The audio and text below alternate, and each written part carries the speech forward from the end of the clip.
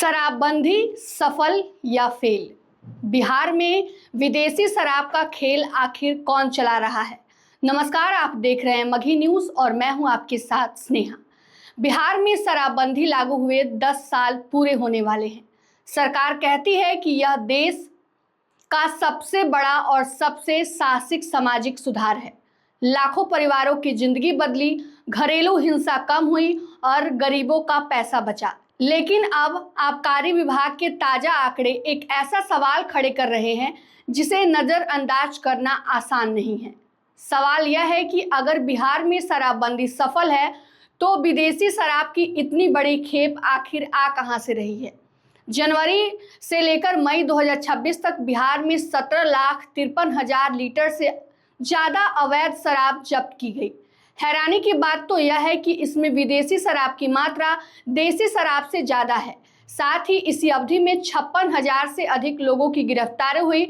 इसमें लगभग 37,000 लोगों को शराब पीते हुए और करीब 20,000 लोग तस्करी या बिक्री के आरोप में पकड़े गए।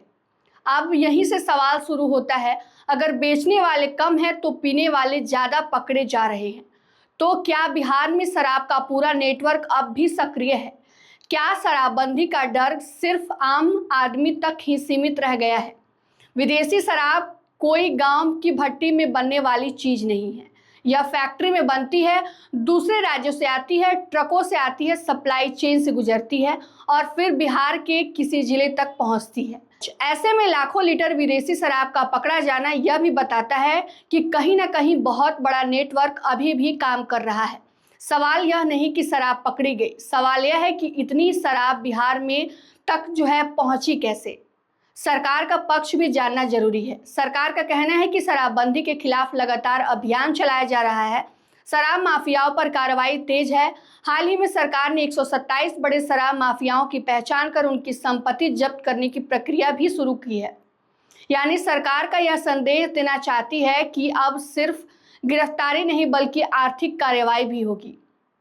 लेकिन अगर कार्रवाई इतनी प्रभावी है तो हर साल जब्त होने वाली शराब का आंकड़ा कम क्यों नहीं हो रहा? एक और चिंता की बात रिपोर्ट में सामने आई है। शराब के साथ साथ भारी मात्रा में गांजा, चरस, हेरोइन, ब्राउन शुगर, लाखों नशीली गोलियां, इंजेक्शन कोटिन युक्त कफ सिरप भी जब्त किए गए हैं। यानी तस्वीर सिर्फ शराब तक सीमित नहीं है। अब बिहार में नशे का कारोबार अपना रूप बदलता जा रहा है। अगर शराब नहीं मिली तो दूसरे नशे बाजार में आ रहे हैं। यह स्थिति युवाओं के लिए कई ज़्यादा खतरनाक हो सकती है। अब जरा राजनीति की बात। शराबबंदी बिहार का सबसे चर्चित नीतियों में से एक रही है।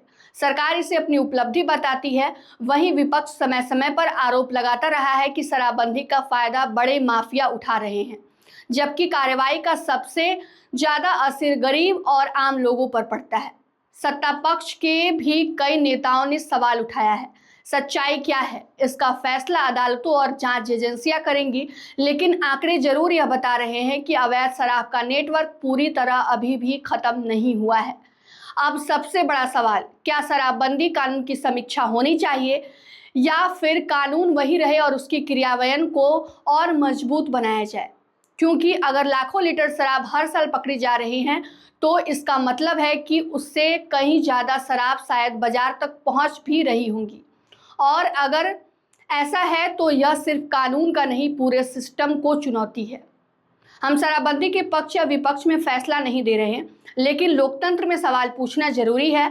अगर विदेशी शराब देसी से ज़्यादा पकड़ी जा रही है तो सरकार को यह भी बताना होगा कि यह शराब किन रास्तों से आ रही है, किन अपराधियों की जवाबदेही तय हुई और कितने अपराधी पकड़े गए, कितने बड़े तस्करों को सजा मिली और आखिर कब तक आम लोग गिरफ्तार होते रहेंगे और शराब माफिया नए रास्ते तलाशते रहेंगे। आपकी क्या राय है? क्या बिहार में शराबबंदी और सख्ती से लागू होने की ज़रूरत है या इसकी पूरी नीति पर नए सिरे से विचार करने की ज़रूरत है? कमेंट करके बताइएगा। वीडियो पसंद आए तो लाइक किए, शेयर करें। मघी न्यूज़ को सब्सक्राइब करना बिल्कुल मत भूलिए। धन्यवाद।